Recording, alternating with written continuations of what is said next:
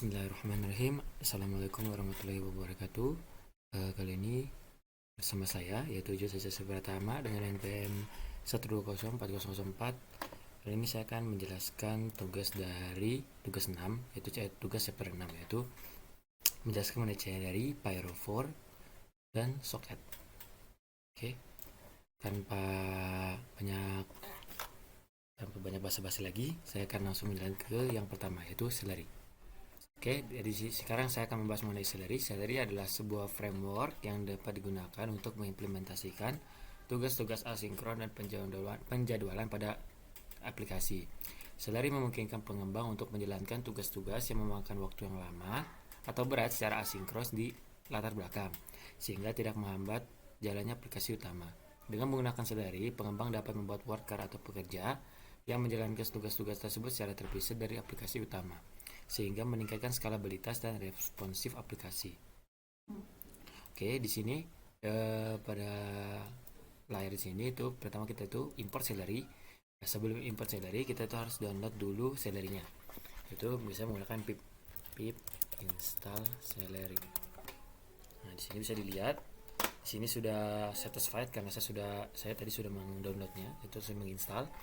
Nah, kemudian kita inisiasi yaitu app itu global variable app dengan menginisiasi Celery, itu dari Celery itu sendiri, itu class Celery. Kemudian dengan parameter pertama itu name-nya, name dari Celery itu, kemudian brokernya itu URL ke Celery servernya. Kemudian kita bisa add menggunakan dekorator app.text. Ya, teks ini bisa dilihat di sini fetching dokumentasinya. Decorator to create text out of any callable. Jadi dia akan membuat sebuah task atau tugas dari callable. Callable itu seperti function. Nah, di sini bisa dilihat fungsinya yaitu multiply yang menerima dua parameter yaitu x dengan integer, y dan integer. Kemudian returnnya itu adalah integer, bisa dilihat di sini. Kemudian dia akan mengkalikan x kali dengan y. Kemudian kita ke file selanjutnya itu multasmain. Nah, di sini if name under name sama dengan under main, yaitu maksudnya si script ini tidak akan dipanggil ketika hanya dilakukan pada import. Jadi di sini dilihat saya menggunakan PyCharm, dia akan langsung mendeteksi. Jika klik ini bisa langsung running. Nah, kemudian dia import dari multas tadi, kemudian panggil .multiply dengan variabel parameter 5 dan 5. Jadi dia akan mengalihkan 5 kali 5. Ya, sini itu bisa dilihat di sini. Nah, di sini hasil perkiraan itu adalah 25. Oke, tadi setelah saya menjelaskan mengenai Celery, sekarang saya akan melanjutkan ke Pyro. Pyro di sini ada dua, yaitu first example contoh pertama dan Pyro kedua itu second example. Pyro adalah sebuah framework yang dapat digunakan untuk berkomunikasi jarak jauh atau remote communication antara objek dalam lingkungan distribusi. Pyro 4 memungkinkan pengembang untuk membuat objek Python dijalankan di mesin yang berbeda dan dapat dipanggil secara transparan seolah-olah objek tersebut berada di mesin yang lokal. Dengan menggunakan Pyro 4, pengembang dapat memudahkan mengimplementasikan komunikasi antar proses atau antar mesin dengan memanfaatkan mekanisme RPC atau Remote Procedural Call yang disediakan oleh framework. Ini kita akan masuk ke first example dulu. Pada first example di sini Pyro client, itu dia akan import ini Pyro client ini sebagai klien dari si Pyro itu, Pyro server. Kita akan ke Pyro servernya. Pertama itu kita akan ke Pyro clientnya. Ini Pyro client itu dia akan bertujuan, tujuannya itu untuk memanggil atau mengkoneksi ke Pyro. Di sini pertama dia akan import si Pyro. Dan dia akan melakukan input. Di sini pertanyaan itu siapa namamu, wahai traveler. Dan dia akan strip. Nah, ini maksudnya akan menghapus di awal dan terakhir itu white space itu spasi ya. Spasi, jadi dia akan menghapus spasi yang ada di awal dan spasi yang ada di akhir. Kan dia akan di variable server, kemudian tadi input tadi akan disimpan ke dalam variable. Dan variable server itu akan membuka proxy ke variable server yang kita punya. Kemudian akan dia masukkan ke dalam variable server. Kemudian si print ini akan menampilkan pesan dari si Pyro server nanti. Ya, saya jelaskan. Dia akan hanya memanggil welcome message dengan nama si traveler tadi itu. Dan kita akan ke Pyro server. Ini bisa dilihat Pyro server sama seperti itu, dia akan import si Pyro4-nya. Kemudian dia membuat kelas baru, itu namanya server. Kemudian di sini ada dekorator expose. Di dekorator expose itu maksudnya dia akan membuka si function yang di dekorator itu atau label yang di dekorator itu agar bisa diakses melalui RPC, remote procedural call. Ini yang di dekorator adalah welcome message. Dengan parameter pertama itu self, maksudnya karena dia ini adalah sebuah metode dari kelas, dan dengan parameter string itu dia akan return selamat datang di Solution dengan parameter name-nya tadi. Di sini ada function lagi, itu start server. Server itu akan pertama menginisiasi si server tadi yang kita telah buat, kemudian membuat sebuah daemon. Daemon itu site logic untuk RPC tadi, RPC dari Pyro4-nya untuk kemudian locat ns ini digunakan untuk mengambil server yang kita jalan, server Pyro4-nya. Ini bukan server dari kita, itu server Pyro4-nya. Kemudian dia akan register si server tadi yang ini, kelas tadi dengan URI, kemudian kita dapatkan URI-nya. Kemudian dari si NS-nya tadi ya, name servernya, kita register server dengan URI tersebut. Kemudian print ready object URI-nya itu dari URI-nya, maksudnya si URI-nya itu udah ready. Kemudian event loop-nya itu sebagai calling. Jadi misalkan ketika ada function, bukan function, request masuk, dia akan langsung otomatis, dia akan selalu mengulang si menunggu request masuk tersebut sampai di control C atau di exit atau seek exit. Ini sama seperti tadi, itu if dan name dengan dan name dia akan start si Pyro servernya. Oke, sebelum kita men-start Pyro server, kita harus menjelaskan name server tersebut terlebih dahulu. Ini sudah saya buka di lokal terminal yang pertama. Ini bisa dilihat saya sudah menjalankan di localhost 9090 di name server. Nah, kemudian kita ke terminal yang di first example. Kita langsung running saja Python Pyro server. Ini sudah bisa dilihat di object URL-nya langsung sini. Kita bisa langsung ke Pyro client-nya.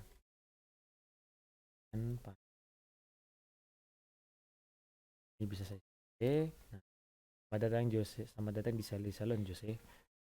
Jadi si NS ini bisa dijalankan di mana saja sih. Dan NS si Pyro server yang kita buat itu bisa dijalankan di mana saja tanpa batasan, tapi harus dalam satu network. Maksudnya saling terkoneksi, bukan hanya satu versi, bisa menggunakan kayak reverse proxy atau apa untuk mengkonekkan. Jadi dia harus dalam satu jaringan. Nah, kemudian selain itu kita membutuhkan si Pyro naming servernya tadi harus jalan di jaringan yang sama itu. Jadi nanti si Pyro server yang kita buat akan ke naming server. Kemudian bisa kita panggil lewat Pyro client. Oke. Itu untuk sampelnya. Kita akan lanjut ke second example. Kita sudah running. Nah, di second example kita akan membuat sebuah chain topologi. Kita membuat chain topologi, kita harus pertama membuat class chain itu. Jadi si class chainnya itu tadi kita pakai function di Pyro server yang sebelumnya yang ini.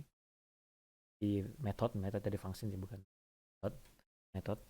Sedangkan di sini dia langsung menggunakan kelas. Jadi si kelasnya itu akan di sharing menggunakan RPC. Kelasnya itu ada kelas chain dengan nama dan terindiknya name dan current server. Name dan current servernya, server name itu current server dan current servernya sesuai dengan. Terus ada metode namanya proses. Dia aja jadi metode of dengan parameter message.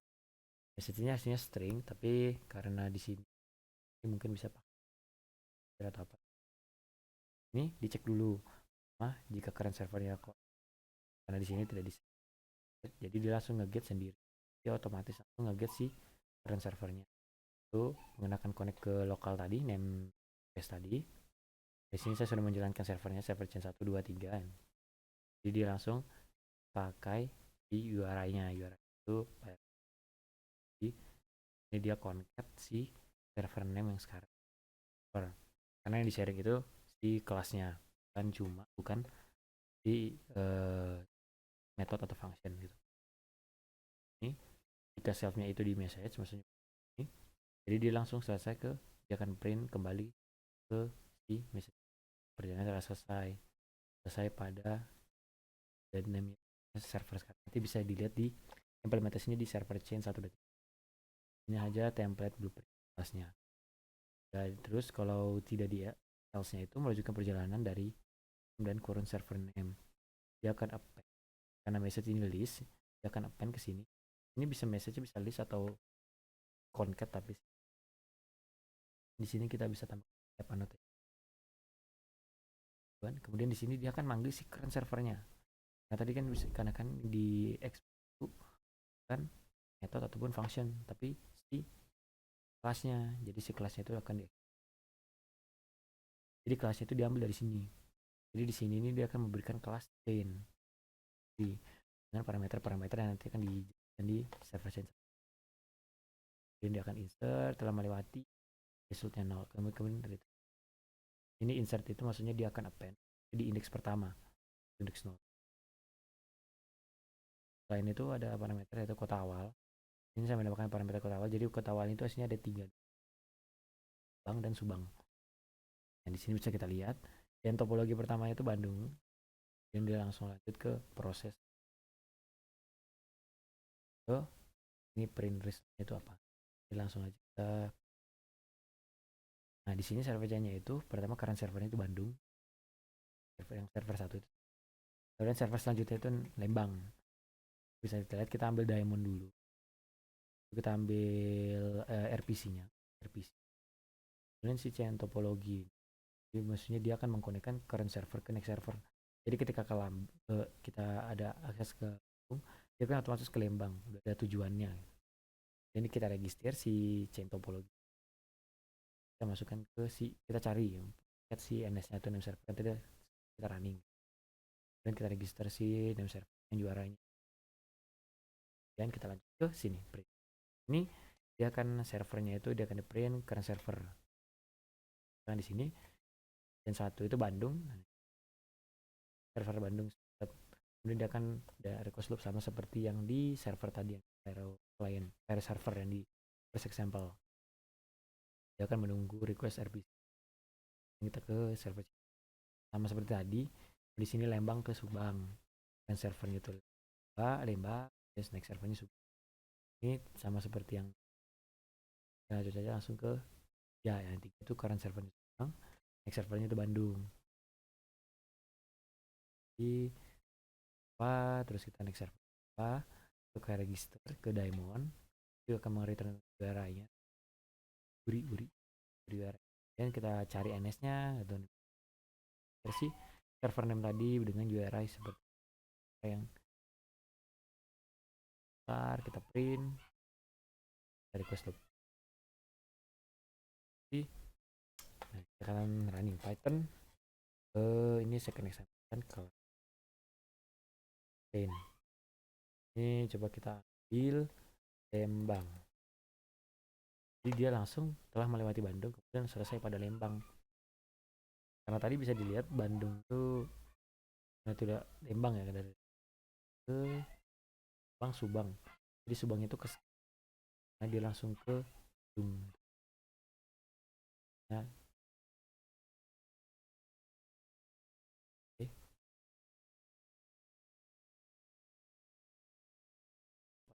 Oke, sekarang kita lihat itu API atau aplikasi untuk koneksi jaringan TCP/IP.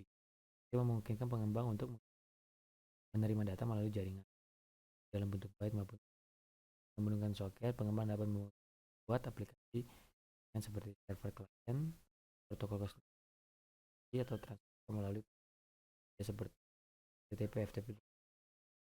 Soket pada Python menyediakan berbagai metode dan fungsi mengirim data dan menutup koneksi. Itu penjelasan dari soket. Yang pertama ke klien dan klien 2. Satu pertama dia import soket, kemudian membuat soket dengan AF. Ini address family-nya. Yang pertama itu address family atau integer, dan yang itu soket itu akan stream. Dan kita get hostnya di localhost ya itu 0, dan kita connect ke si localhost dengan port 999, kemudian kita ambil itu 124 byte,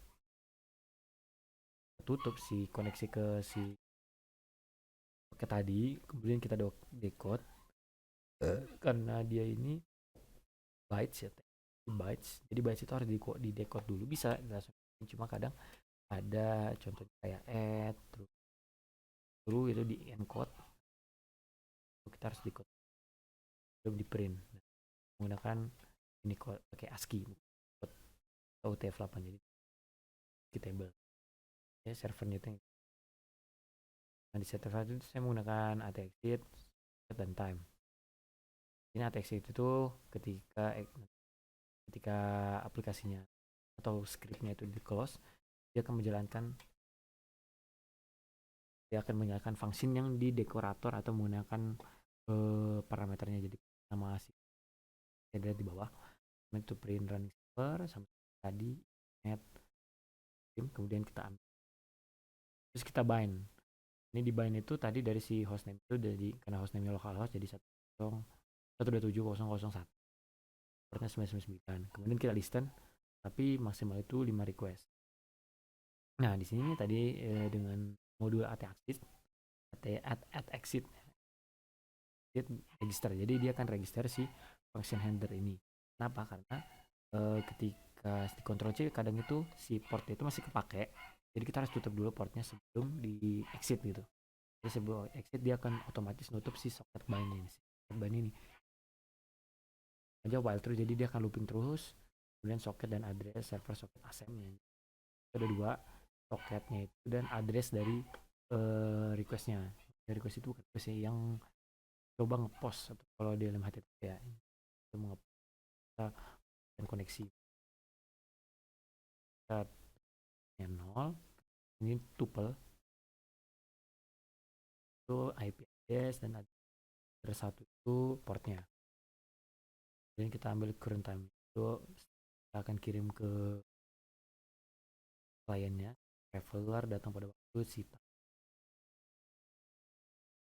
time now, terus kita send, ini kita encode. Nah pada klien itu kita menggunakan ASCII, ini di server juga harus pakai ASCII.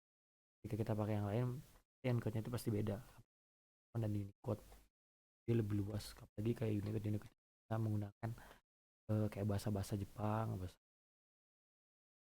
kan banyak kan menggunakan itu, cuma mungkin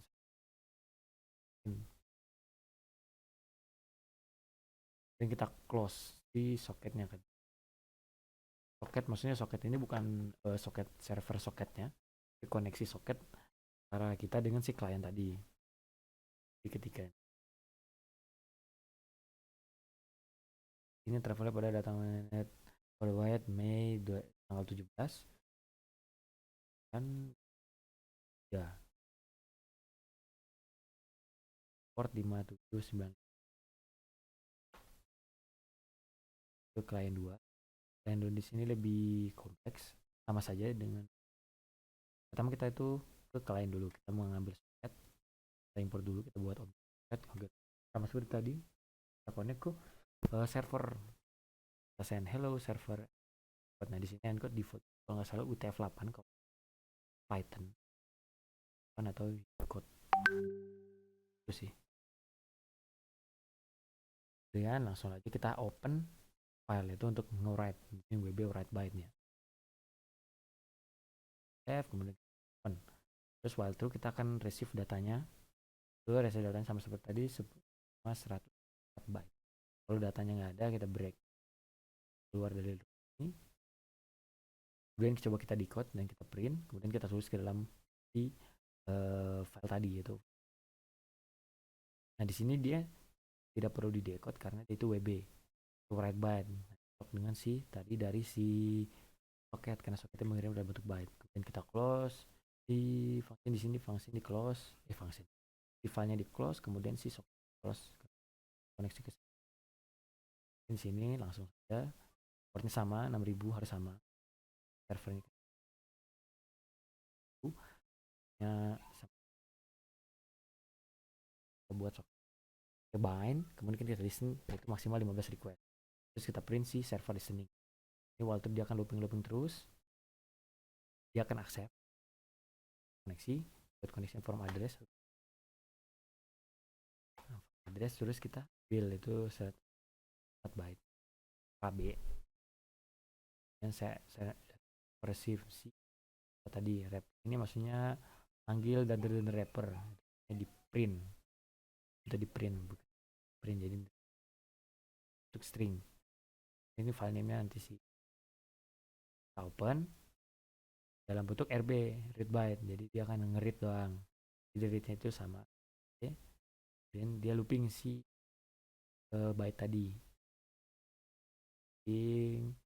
terus dikirimlah satu-satu karakternya, ini ngeprint, jadi apa yang dikirim, dan kita baca lagi, kita sim L itu di override read part dari post dan sending. Kita nih kita kirim ke si klien itu selama data di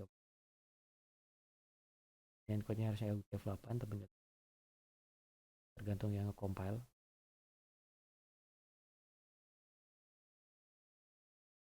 Ini kita close. Itu saja sekian dari penjelasan.